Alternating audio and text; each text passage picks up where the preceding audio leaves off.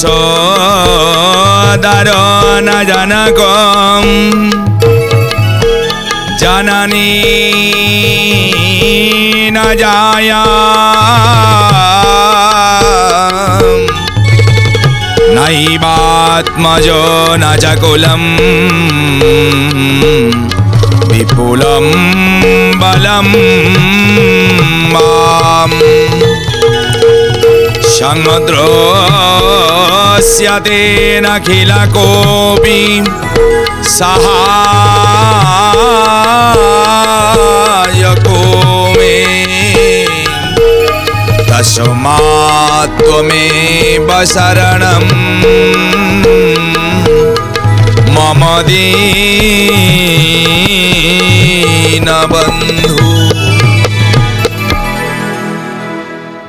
नमो नारायण नमो नारायण नमो नारायण शरणम। सिद्धार्थ भक्तिर नियारा कार्यक्रम न भोगी जमदंड को स्वागत दर्शक बंधु। प्रत्येक दिन भली आज से महाप्रभुंकर अपार करुणारु सिद्धार्थ भक्ति चैनल ये जो नियारा कार्यक्रम न भोगी जमदंड से जमदंड रे जहाँ आमे गत अध्याय में कथा रखिथिले पापी मनुष्य को जमदूत माने घोषाड़ी घोषाड़ी आनी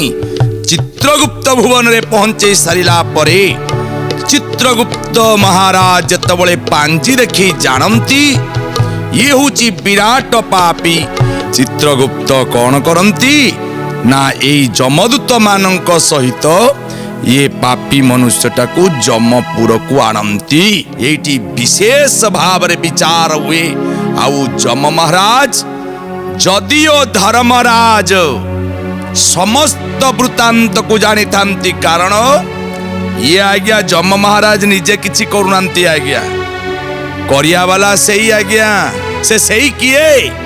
ना सेही होउचंती नटवर जिसिका नाम है नटखट जिसिका काम है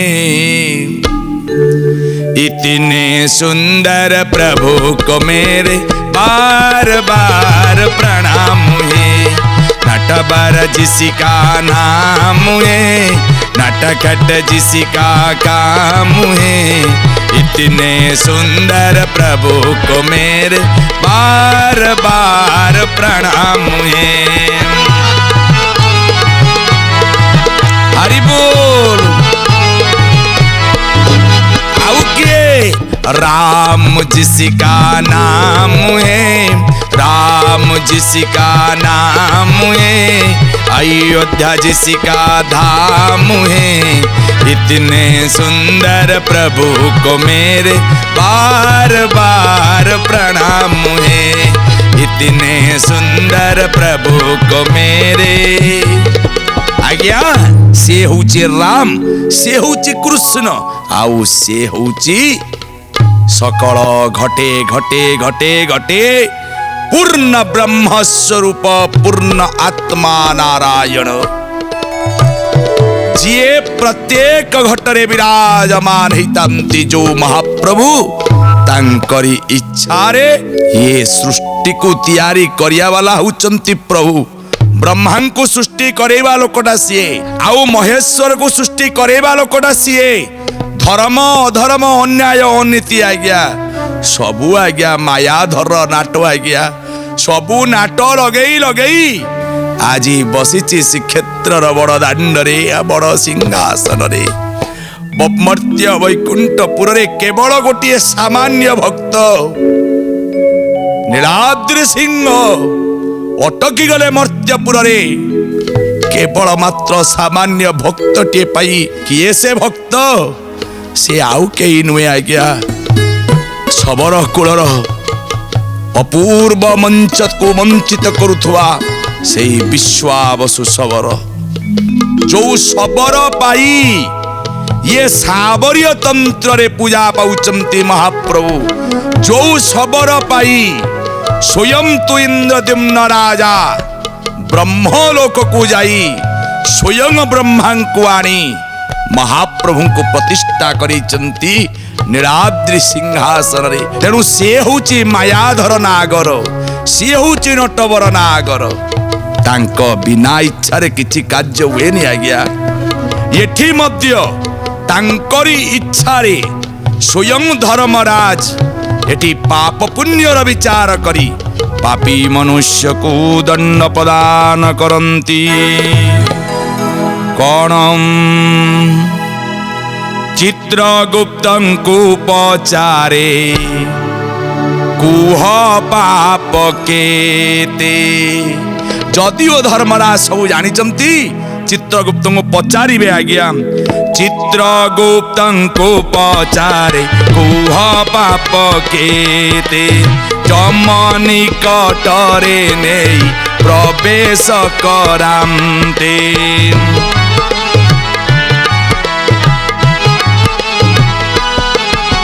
यद्यपि जानई सर्व देव जंतुपति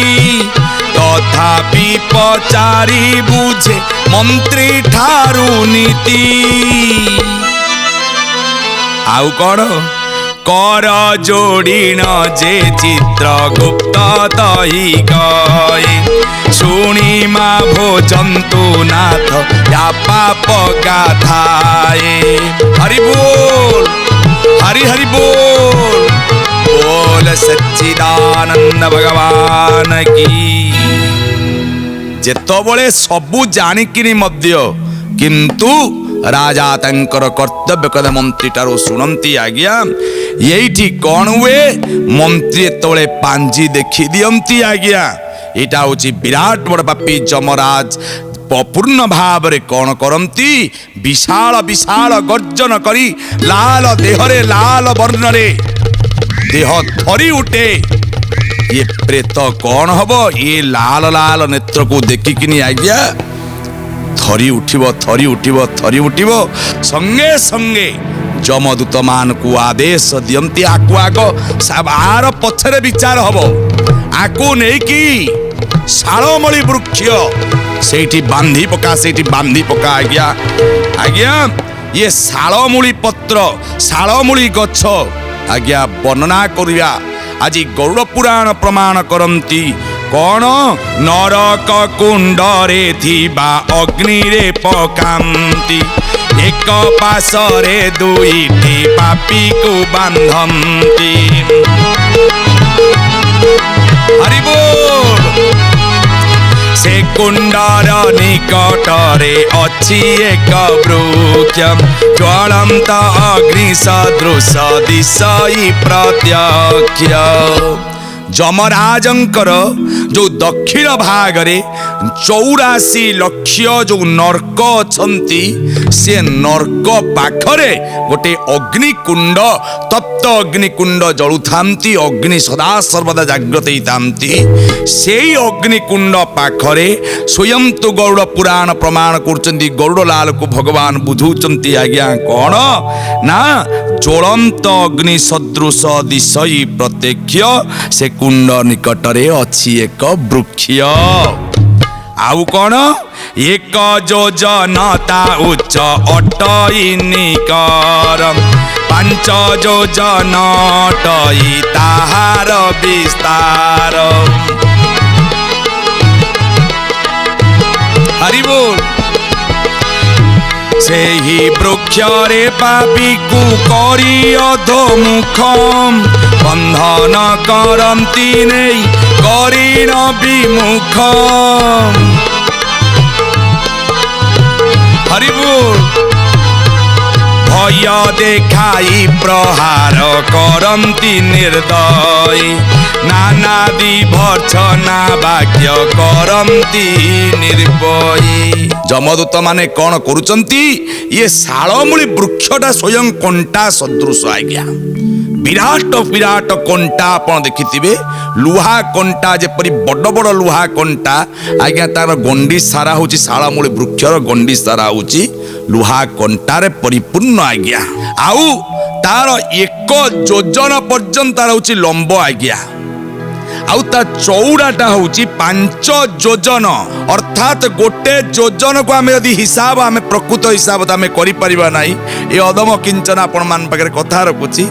जदि बा शास्त्र मतरे बा आम ज्ञानतरे बा अज्ञानतरे गोटे योजना आज्ञा होची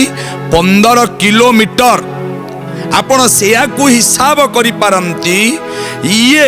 5 योजन पर्यंत होची चौड़ा 1 योजन पर्यंत होची लंबा आज्ञा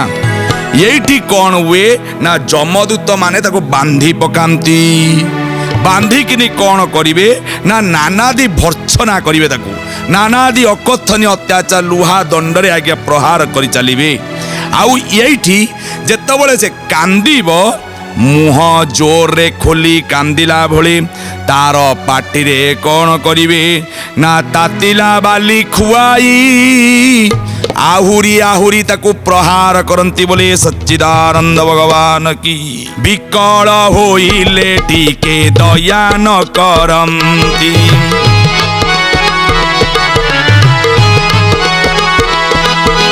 वृक्ष तले अग्नि एक जाली न दियंती अधमुख होई थाए पापी जे बंधन प्रखरता परे तले जले हुतासन रही जा बापा आउ कौन करन जाने ये जो अग्निकुंड जो गछ मूला पाखरे थिबो आज्ञा सेठी आज्ञा कौन करंती ना जमदूत माने अग्निकुंड रे पकई दियंती बोले सच्चिदानंद भगवान की सेठी कौन करतिबे ना आमर उपरे मुंड तले होची गोड़ एठी कौन करते ना गोड़ ऊपर को मुंड तल को बांधी देइतिबे शालामूली वृक्ष रे अकथनीय लुहा दंड रे प्रहार करते गदारे प्रहार करतुबे आउ एठी नाक आउ पाटी रु आज्ञा रुधिर बाहारुथिबो बोले सच्चिदानंद भगवान की आउ कौन करंती आज्ञा वृक्ष तले अग्नि एक जाली न दियंती अधोमुख होई परी जंत्रणा दियंती अधोमुख होई थाए पापी जे बंधन प्रखरता परे तले जले हुतासन अग्निरता परे बहु कष्ट से पांती रक्षा कर बोलीरा बजंती ह्युतारे जलई पेट तार निरंतर तुषारे सुखई कंठ तालु जे ताहार सेथिरे दूत करंती निर्दय प्रहार देह पाटी शोषित जे हुई बाहार ये शालामूली वृक्ष पाखरे यहीपरि दंड विधान करंती आज्ञा गरुड़ पुराण प्रमाण करिले आज्ञा आउरी कौन केवल एतिकी नुहे यही शालामूली वृक्ष रे यही पापीटा को शुआई किनी आरी पातरे आज्ञा काटी चलिबे आज्ञा काटी काटी ये जो विराट विराट पशु माने बुलुतबे सिंह व्याघ्र तांको पाटी को ये मांस को पकौतबे आगे झांप मारुतबे काहे की ना जेते कष्ट दियंतु जेते क्षीण करि दियंतु शरीर को जमपुर को आसिला बेलको जातना शरीर प्रस्तुत होता है ये जातना शरीर जेते दंड पाउथुबो कष्ट केवल लागिबो शरीर यदि क्षय हो जाउथबो भी जमपुर रे पुनर्बार से शरीर प्रस्तुत हुए आहुरी दंड पाया पाई बोले सच्चिदानंद भगवान की एठी कौन करंती ना जमदूत माने ये शालामूली वृक्ष रे पाखरे गात खोलिकिनी माटी तले ये पापीटा को पुरेई दियंती आज्ञा केवल बेक जाके पुरेई देइथिबे आज्ञा माटी तले समग्र शरीर केवल बेक पाटी देखा जाउथु आज्ञा एई तरे धनुष्ट धरिकिनी धनुष्टंकार धरिकिनी ये पापी को पाप करिथिलु ना पाप करिचु ना एमती आपण जे परी बण भितरे रहिकिनी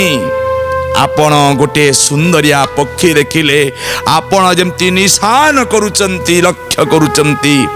सेहीपरि जमदूत माने आपण को गात तले पुरेई देई गातरे पुरेई आपण को आखि को निशान करंती बोले सच्चिदानंद भगवान की। ये आज्ञा सत्य आज्ञा कहीं किए दंड कहीं किए कष्ट। गरुड़ लाल को भगवान जिते बुझे दौरान ना भगवान का आखिरु मध्य धार धार लुह झरी पड़ुची कहीं जानती ये दंड विधान कौन पाई आपण किचेन रूम रे अड़िया होइतिबा आज्ञा किचेन रूम रे अड़िया हेले आपन भल लागिबो आपण जेमती अड़िया को सफा करिया पाई आपण कौन करंती ना पुराना कपड़ा रे पोछि दियंती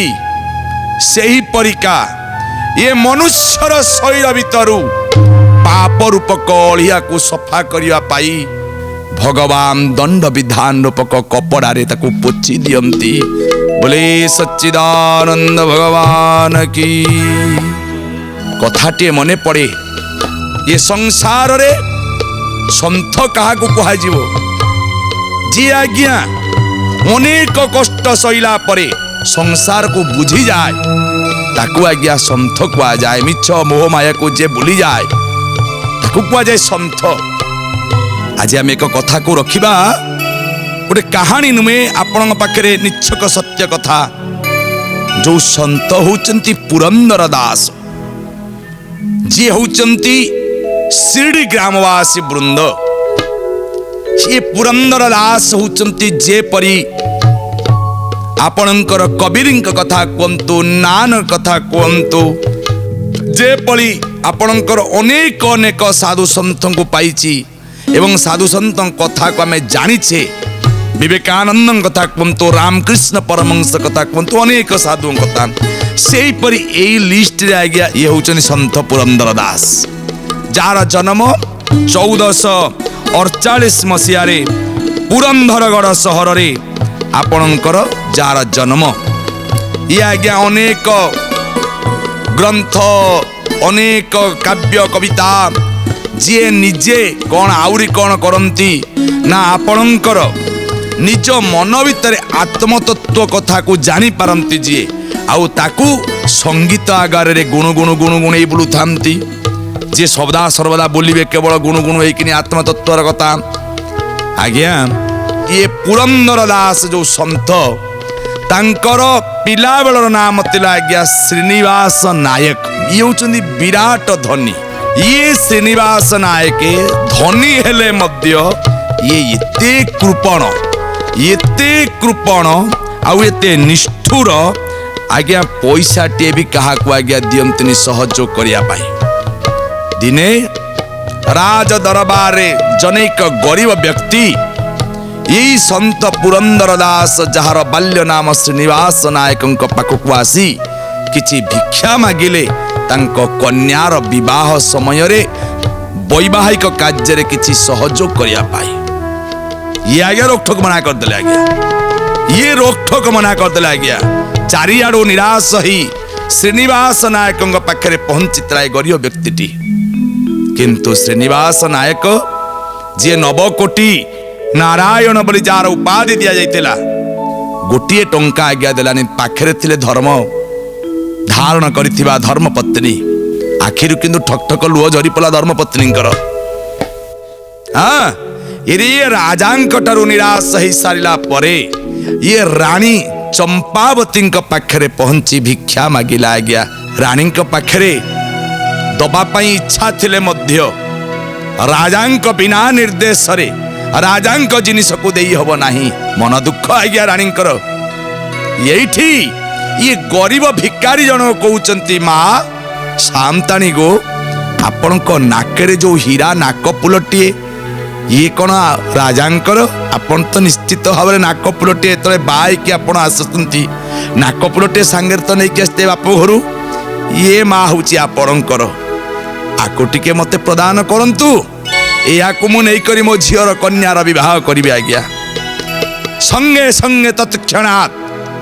नाक फुलटी को गाड़ी किनी ये भिकारी दरिद्र ब्राह्मण को आज्ञा देदेले आज्ञा ये मन खुशी रे सांगे सांगे सांगे सांगे कौन है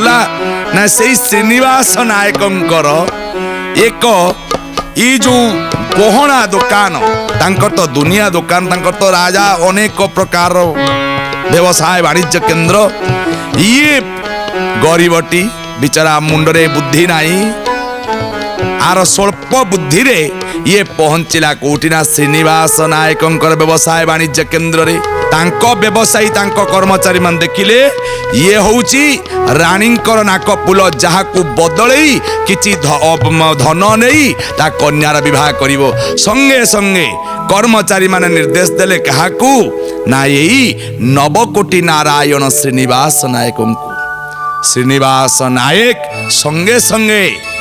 निर्देश पटेले रानीपुर को रानी चंपावती को डाकिया पाई राजा कहीं डाकुचंदी रानी की एवं राजा निर्देश दे पठेइचंती संगरे आसिला बेले तुम नाक फूल नहीं कि आसीबो आज्ञा राजांक निर्देश रे रानी चमकी उठिले राजा को मिछ कहवा अपेक्षा निजे आत्महत्या करदेवाटा भल बोले सच्चिदानंद भगवान की आज्ञा आत्महत्या करिवे केमिति ना जो पानी रे पीवा को जाउतले जलखिया पान करे पे जाउतले जेतो राजांकर आज्ञा आसी पहुंचला रानीपुर रे ये संगे संगे कौन कला से पानी रे किछि विष मिसई पी की आत्महत्या करे को उद्यम करंते भगवान को लीला होची अप्रमय से पानी भितरे आज्ञा जानती से हीरा नाक फूलटी को देखा को पाइले बोले सच्चिदानंद भगवान की आज्ञा चकित हो पड़िले रानी ये सतरे प्रभुंकर लीला नुहे तो की लीला ये जो ब्राह्मणटे ये जो गरीब लोकटी आज्ञा प्रभुंक बेश धरी रानींकर उदारता को परीक्षा करे पे आसीतिले का रानी होचंती चंपावती जे होचंती नारायणंकर भक्त ये जहा को बाईचंती पुरंदर को ही आज्ञा अन्याय अत्याचार निष्ठुर हेले मध्य पत्नी मनोरमांग देही यही चंपावती नारायण को भिक्षा मागुता है मो स्वामी रो मन किपरि परिवर्तन हबो रानी आनी पहुंचे दे राजा पाखे यही श्रीनिवास नायक तो देखी दे चकित हो पड़ी ये की अद्भुत लीला यही ठारू भगवानंकर आविर्भाव भगवान का आविर्भाव रे यही श्रीनिवास नायक नवकोटी नारायण मतिष्कगत परिवर्तन साजिची साधु संत ना ही गला आज्ञा संत पुरंदर बोले सच्चिदानंद भगवान की समय तो आज निर्देश देले वाणी को विश्राम दौचु आगामी अध्याय आलोचना हम जमपुर रे नर्क जंत्रणार आउ एक अध्याय।